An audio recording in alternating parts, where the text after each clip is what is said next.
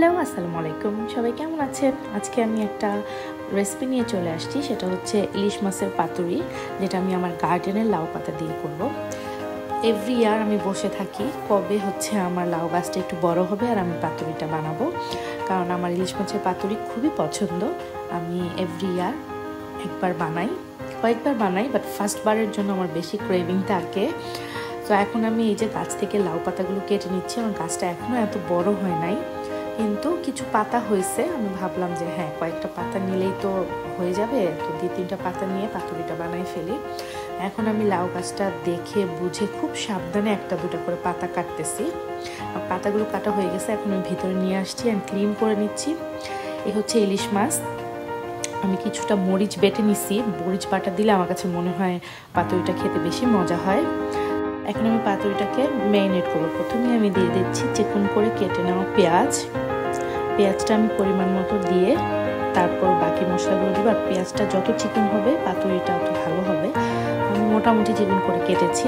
এখন দিয়ে দিচ্ছি পরিমাণ মতো লবণ দেওয়ার পরে এখন আমি দিচ্ছি মরিচ বাটা। প্রথমে আমি মরিচ বাটাটা দিচ্ছি, দেন আমি বুঝবো কতটুকু মরিচের গুঁড়া বা কাঁচামরিচ দেওয়া যাবে।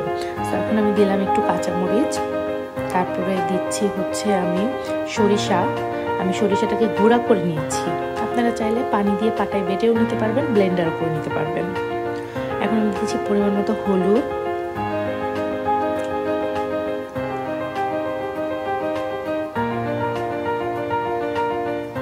মরিচের গুঁড়া, এখন দিচ্ছি একটু ধনিয়া, আর অল্প পরিমাণে দিব একটু জিরা। ধনিয়া আর জিরা আমার কাছে ভাল লাগে, এই জন্য দিলাম। যেহেতু আমরা বিদেশে মাছগুলো একটু ফ্রোজেন থাকে, এই জন্য আমি একটু ধনিয়া জিরা দিই। আর বাংলাদেশে ফ্রেশ মাছে ধনিয়া জিরা দেওয়ার দরকার হয় না। আর দিয়ে দিলাম একটু রসুন পেস্ট।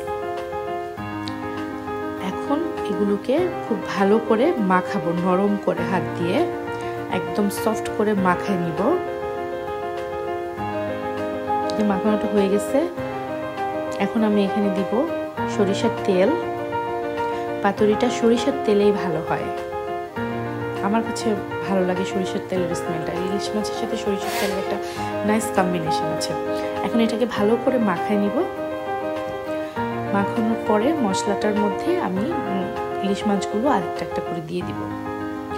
ইলিশ মাছগুলোকে দিয়ে আবার আমি মশলাটার সাথে মাছটা ভালোভাবে মাখাবো, যেন মাছটার সব দিকে মশলাগুলো ঢুকে। আমার কাছে মনে হচ্ছে সরিষার তেলটা কম হয়েছে, তাই আমি আবার একটু দিয়ে দিলাম।